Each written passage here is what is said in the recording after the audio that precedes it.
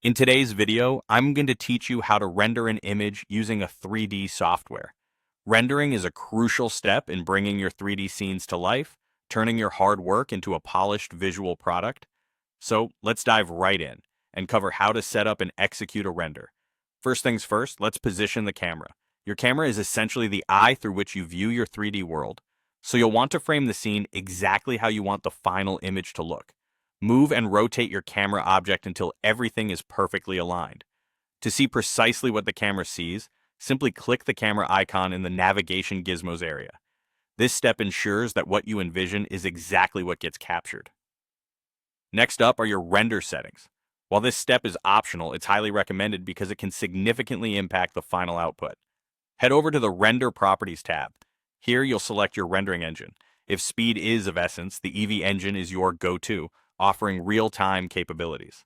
However, if you're aiming for more realism, the Cycles engine is your best bet. Take a moment to review other settings such as resolution and samples.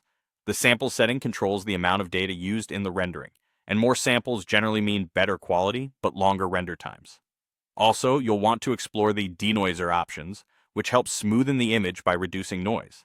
Ensuring these settings align with your needs can make all the difference in image quality. Now, onto rendering the image. This is where the magic happens. Navigate to the top menu bar and hover over Render. Click on Render Image, and your computer will begin processing your scene into a flat image. Alternatively, you can simply press the F12 key on your keyboard for a quick shortcut to achieve the same result. Wait as the software translates all your hard work into a single frame of pixels. Depending on your render settings and computer power, this could take a few seconds or several minutes. Once the rendering process concludes and the render window appears, revealing your finished image, you'll want to save your masterpiece. At the top of this new window, click on Image in the menu bar, then select Save as ou iniciar, which prompts a dialog box.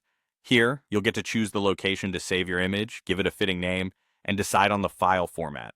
For beginners, PNG is often a safe choice because of its balanced quality and compatibility. Once satisfied, hit Save as Image to finalize. And there you have it, a beautifully rendered image ready for you to share or further edit. Thanks for joining me today. Keep practicing, explore different settings, and soon you'll master the art of rendering.